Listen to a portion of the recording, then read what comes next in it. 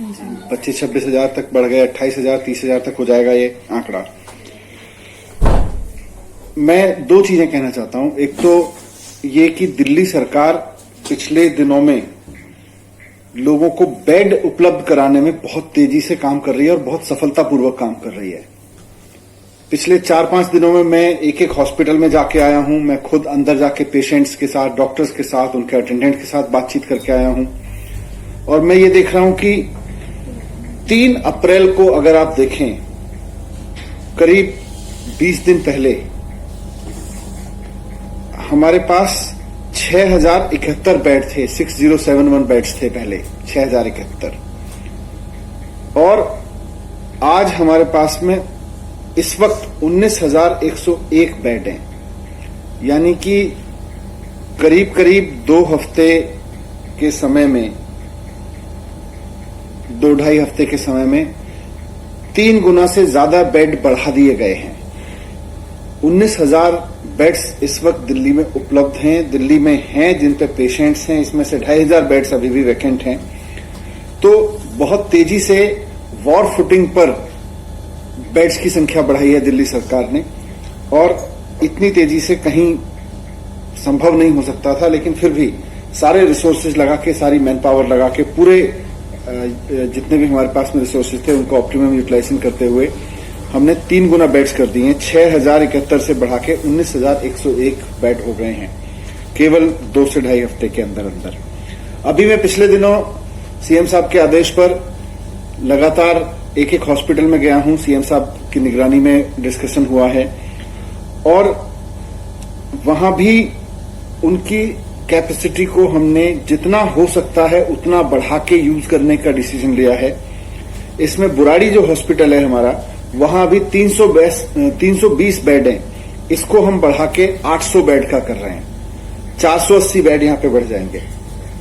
इसी तरह से जो हमारा अंबेडकर नगर का हॉस्पिटल था जिसमें मैं गया था, वहां 200 बेड हैं। उसको हम बढ़ा के 600 बेड वहां पे कर रहे हैं अभी। डीडीयू हॉस्पिटल है, वहां पर 250 बेड हैं अभी, उनको हम बढ़ा के 750 बेड कर रहे हैं। यहां पे 500 बेड बढ़ जाएंगे। आचार्य भिक्षु हॉस्पिटल है, यहां पर 150 बेड हैं अभी, इनको बढ़ा के हम 400 बेड कर रहे हैं। यहां पे 250 बेड बढ़ जाएंगे। राजा हरिश्चंद्र नरेला में हॉस्पिटल है, यहां पर 200 बेड हैं हमारे पास, हम इसको 400 बेड कर रहे हैं। तो इस तरह से यहां भी 200 बेड बढ़ जाएंगे। एलएनजेपी में 1,500 बेड्स हैं, वो सब फुल हैं इस समय, लेकिन हमने इनके साथ अब फैसिलिटीज जोड़ी हैं। अपने एक स्कूल में 125 बेड लगाए हैं और कॉमनवेल्थ सेंटर में 500 बेड लगाए हैं। इन्होंने ऑपरेशन में काम करना शुरू कर दिया है, फंक्शनल हो गए हैं ये। इस तरह से यहां भी 1,500 से बेड, अब यहां भी ज्यादा पेशेंट्स देखे जा सकते हैं। डीआरडीओ का जो सेंटर केंद्र सरकार के सहयोग से, डीआरडीओ के सहयोग से बना है, उसमें 250 बेड्स कल एक ही दिन में भर गए। 4 घंटे के अंदर अंदर 250 बेड्स फुल हो गए। उसके भी 250 बेड्स और मिलने वाले हैं अभी। तो इस तरह से देखें तो हमारे पास में करीब 2700 बेड्स, करीब 2700 बेड्स और जुड़ने वाले हैं कुछ दिन में, अगले 4 से 5 दिन में, 6 दिन में मैक्सिमम 2700 बेड्स की कैपेसिटी और बढ़ा देंगे। तो 6,000 से बढ़ा के अभी हमने 19,000 की है और 19,000 में अभी ये 2700 बेड्स और जुड़ जाएंगे। करीब 2,500 बेड्स इस समय भी दिल्ली के अलग अलग अस्पतालों में खाली हैं। आप ऐप पे देख लें, ऐप पे पूरी जानकारी है किस हॉस्पिटल में बेड खाली है।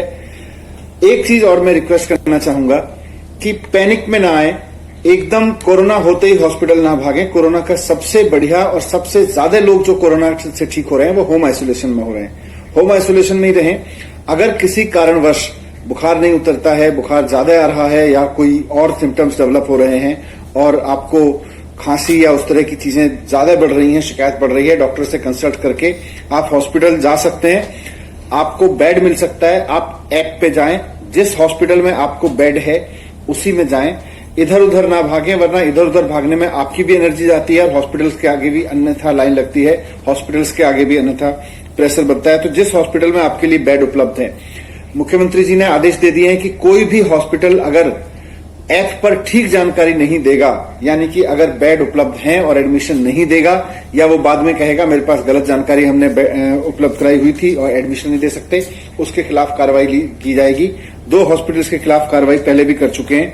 फिर से कहना चाहूंगा, पैनिक ना करें।